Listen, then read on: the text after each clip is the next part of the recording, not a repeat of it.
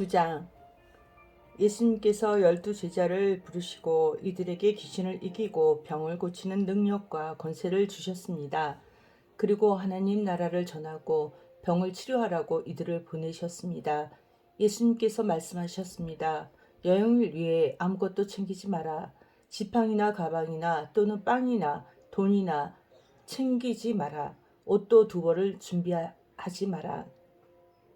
어느 집에 들어가든지 떠날 때까지 그 집에 머물러라. 만일 너희를 받아들이지 않으면 그 마을에서 나올 때에 내 발에서 먼지를 털어버려라. 이것이 그들에게 경고하는 증거가 될 것이다. 제자들이 떠나 온 마을을 두루 다니면서 복음을 전파하고 가는 곳마다 사람들을 고쳐 주었습니다. 분봉왕 헤롯은 일어나는 모든 일을 듣고 매우 혼란스러웠습니다.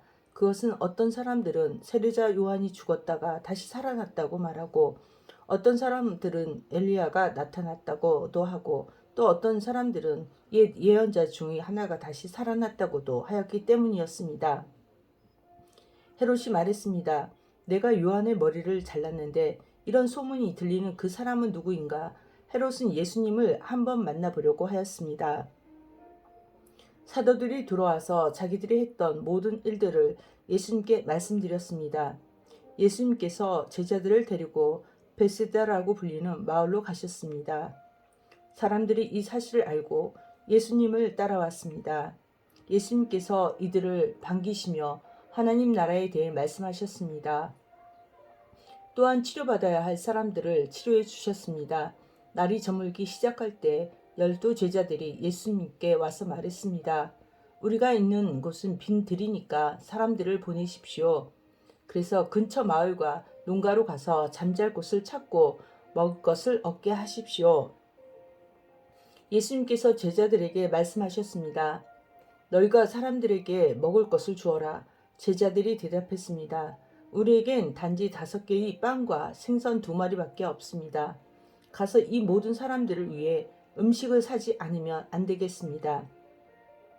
사람들은 남자들의 수만 약 5,000명 정도 되었습니다. 예수님께서 제자들에게 사람들을 50명씩 무리지어 앉게 하여라 하고 말씀하셨습니다. 제자들이 예수님의 말씀대로 사람들을 앉게 하였습니다. 예수님께서 빵 5개와 생선 2마리를 들고 하늘을 우러러보며 감사 기도를 하셨습니다.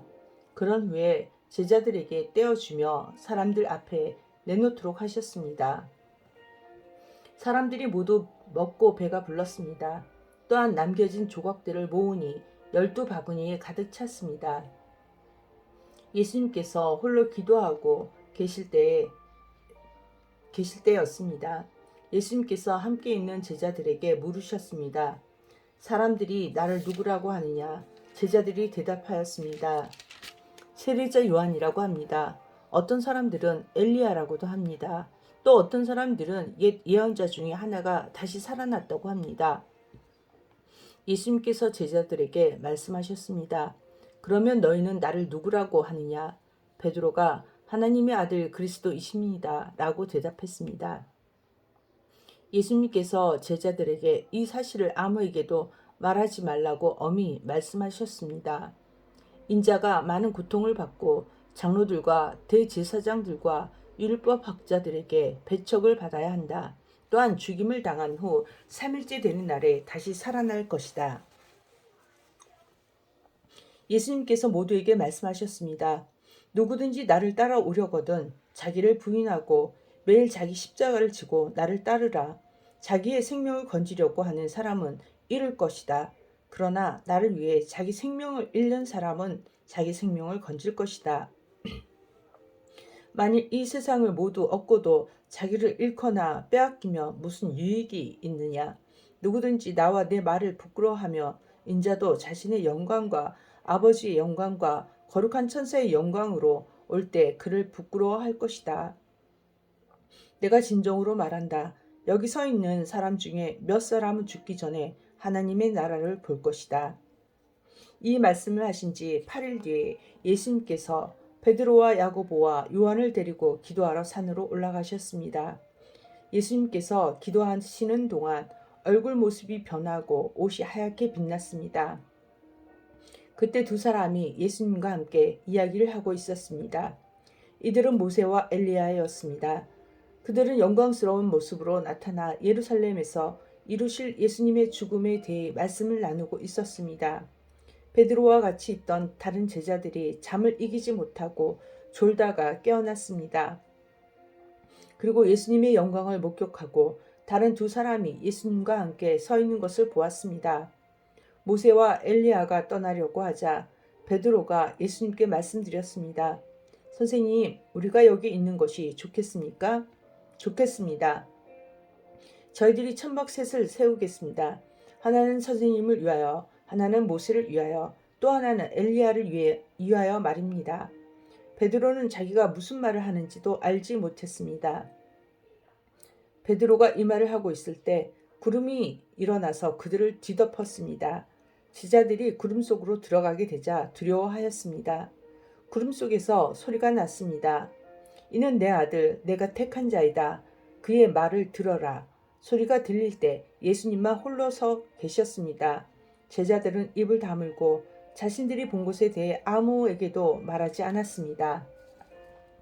다음날 산에서 내려왔을 때 많은 사람들이 예수님을 맞이했습니다. 그 사람들 중에 한 사람이 예수님께 외쳤습니다. 선생님, 제 아들의 병을 고쳐주십시오. 하나뿐인 아들입니다. 악한 영이 아이를 사로잡으면 갑자기 아이가 소리를 지릅니다. 또 아이에게 경련을 일으켜 입에 거품을 물게 합니다. 그리고 아이에게 상처를 입히며 여관에서 떠나려고 하지 않습니다. 제가 선생님의 제자들에게 쫓아달라고 간청하였지만 그들은 할 수 없었습니다. 예수님께서 대답하셨습니다. 아, 믿음이 없고 삐뚤어진 세대여, 내가 얼마나 오랫동안 너희와 함께 있으면서 참아야 하겠느냐. 내 아들을 이리 데리고 오너라. 소년이 올 때 마귀가 그를 넘어뜨리려 경련을 일으키게 하였습니다. 예수님께서 더러운 영을 꾸짖으시고 소년을 고쳐주셨습니다. 그리고 그 아버지에게 돌려보냈습니다. 사람들은 모두 하나님의 위대하심에 놀랐습니다. 사람들이 모두 예수님이 하신 일을 보고 놀라고 있을 때 예수님께서 제자들에게 말씀하셨습니다. 너는 이 말을 귀담아 들어라. 인자가 사람들의 손에 넘겨질 것이다. 그러나 제자들은 이러한 예수님의 말씀을 이해하지 못하였습니다. 제자들이 이해하지 못하도록 그 뜻이 감추어져 있었습니다. 또한 제자들은 이 말씀에 대해 예수님께 묻기를 두려워하였습니다. 제자들 사이에 누가 가장 큰 자인가를 놓고 말다툼이 일어났습니다. 예수님께서 제자들이 마음속으로 무엇을 생각하는지를 아시고 한 어린이를 옆에 세우셨습니다. 그리고 말씀하셨습니다. 누구든지 내 이름으로 이런 어린이 하나를 맞이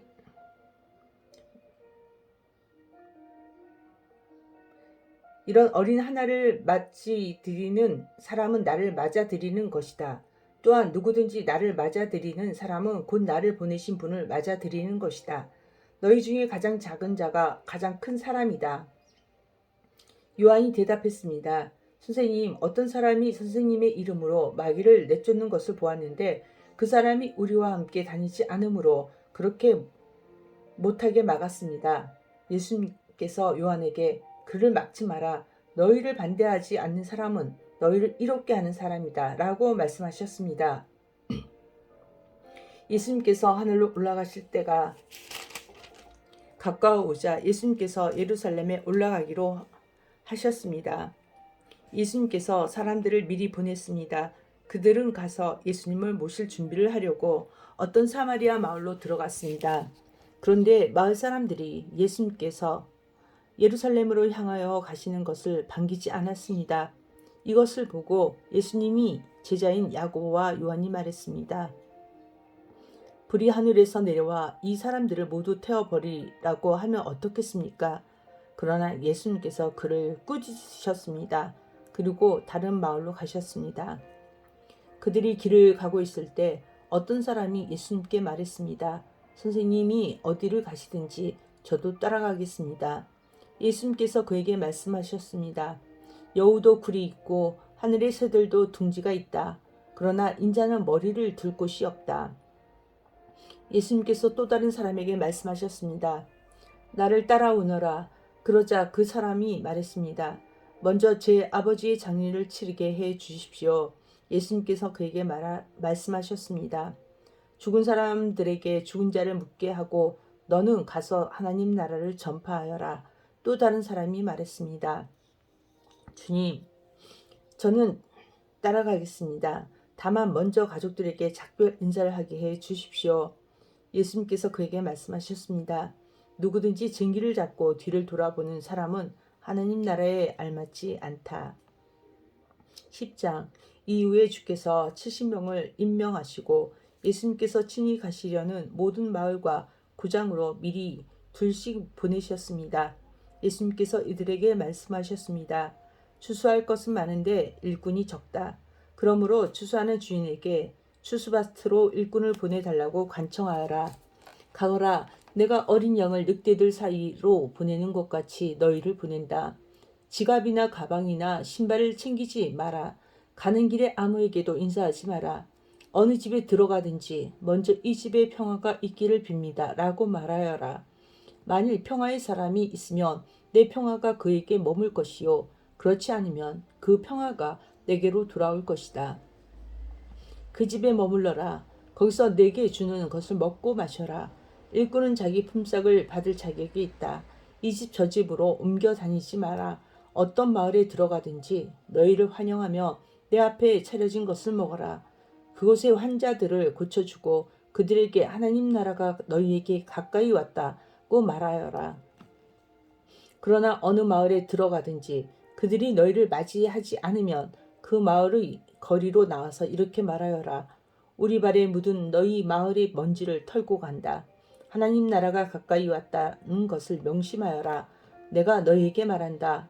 심판의 날에 소돔이 그 마을보다 더 견디기 쉬울 것이다. 고라시나 내게 화가 미칠 것이다. 베세다야 내게 화가 미칠 것이다. 만일 너희에게서 행했던 기적을 두로와 시돈에서 행했더라면 그들은 베옷을 입고 죄를 뒤집어 쓰고 오래전에 회개하였을 것이다. 심판 때에 두로와 시돈이 너희보다 더 견디기 쉬울 것이다. 너 가버나움아, 내가 하늘까지 높아지겠느냐? 오히려 지옥까지 떨어질 것이다. 너희의 말을 듣는 사람은 내 말을 듣는 사람이다. 너희를 배척하는 사람은 나를 배척하는 것이다. 또한 나를 배척하는 것은 나를 보내신 분을 배척하는 것이다. 70명의 제자들이 기뻐하며 돌아와 말했습니다. 주님, 심지어 마귀들도 주님의 이름 앞에서 우리에게 굴복하였습니다. 예수님께서 그들에게 말씀하셨습니다. 하늘에서 사탄이 번개처럼 떨어지는 것을 보았다. 보아라, 내가 너희에게 뱀과 정갈을 밟고 원수의 능력을 막을 권세를 주었다. 아무도 너희를 해치지 못할 것이다.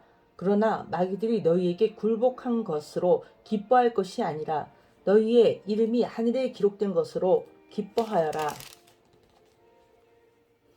그때 예수님께서 성령으로 크게 기뻐하시며 말씀하셨습니다. 하늘과 땅의 주인이신 아버지, 이런 일을 지혜롭고 똑똑한 사람들에게는 숨기시고 어린아이들에게는 나타내셨으니 감사합니다. 그렇습니다, 아버지. 이것이 아버지의 은혜로우신 뜻입니다. 내 아버지께서 모든 것을 제게 넘기셨습니다. 아버지 외에는 아들이 누구인지 아무도 모르며 아들과 또 아들이 알려주고자 하는 사람 외에는 아버지가 누구인지 아무도 모릅니다. 예수님께서 제자들에게 돌아서서 따로 말씀하셨습니다. 너희가 지금 보는 것을 보는 눈은 복이 있다. 내가 너희에게 말한다. 많은 예언자들과 왕들이 지금 너희가 보는 것을 보고자 했으나 보지 못했다. 또한 지금 너희가 듣는 것을 듣고자 했으나 듣지 못했다. 어떤 율법학자가 일어나 예수님을 시험하려고 말했습니다. 선생님, 제가 무엇을 하여야 영생을 얻을 수 있습니까? 예수님께서 그에게 물으셨습니다. 율법에 무엇이라고 기록되어 있느냐? 너는 어떻게 읽었느냐? 율법학자가 대답하였습니다. 내 모든 마음과 모든 목숨과 모든 힘과 모든 뜻을 다해 주 내 하나님을 사랑하라고 하였고 또한 내 이웃을 내 몸같이 사랑하라고 하였습니다. 예수님께서 그에게 말씀하셨습니다. 내 대답이 옳다. 이것을 행하여라. 그러면 살 것이다. 이 사람이 자기를 옳게 보이고 싶어서 예수님께 말했습니다. 그러면 누가 제 이웃입니까? 예수님께서 대답하셨습니다. 어떤 사람이 예루살렘에서 여리고로 내려가고 있었다. 그런데 도중에 강도를 만났다. 강도들은 이 사람이 옷을 벗기고 때려서 거의 죽은 채로 버려두고 갔다. 마침 한 제사장이 그 길을 내려가다가 그 사람을 보고는 길 반대편으로 피해서 지나갔다. 어떤 레위인도 그곳에 와서 그 사람을 보고는 길 반대편으로 피해서 지나갔다. 이번에는 어떤 사마리아 사람이 그 길을 여행하다가 그가 있는 곳에 이르렀다. 사마리아 사람이 그를 보고 불쌍하게 여겼다. 그래서 그 사람에게로 가서 그의 상처에 올리브 기름과 포도주를 붓고 붕대로 감쌌다.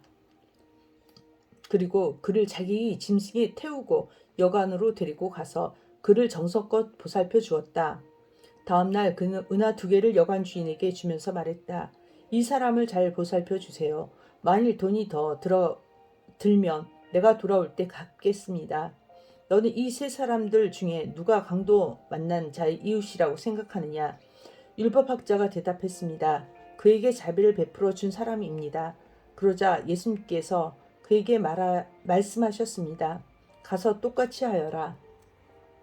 예수님과 제자들이 여행을 하다가 어떤 마을로 들어갔습니다. 마르다라는 여인이 예수님을 자기 집에 모셔드렸습니다. 마르다에게는 마리아라는 여동생이 있었습니다. 마리아는 예수님의 발치에 앉아서 말씀을 듣고 있었습니다. 마르다는 여러 가지 접대하는 일로 분주하였습니다. 그러다가 예수님께 다가가서 말했습니다. 주님, 저 혼자 이 모든 접대를 하는데 제 동생이 저를 거들지 않는 것을 아무렇지도 않게 생각하십니까? 저를 도우라고 말씀해 주십시오. 그러나 주께서 마르다에게 말씀하셨습니다. 마르다야, 마르다야, 너는 너무 많은 일 때문에 걱정하며 안절부절 못하는구나. 그러나 필요한 일은 오직 한 가지뿐이다. 마리아는 그 좋은 쪽을 선택했으니 빼앗기지 않을 것이다. 아멘.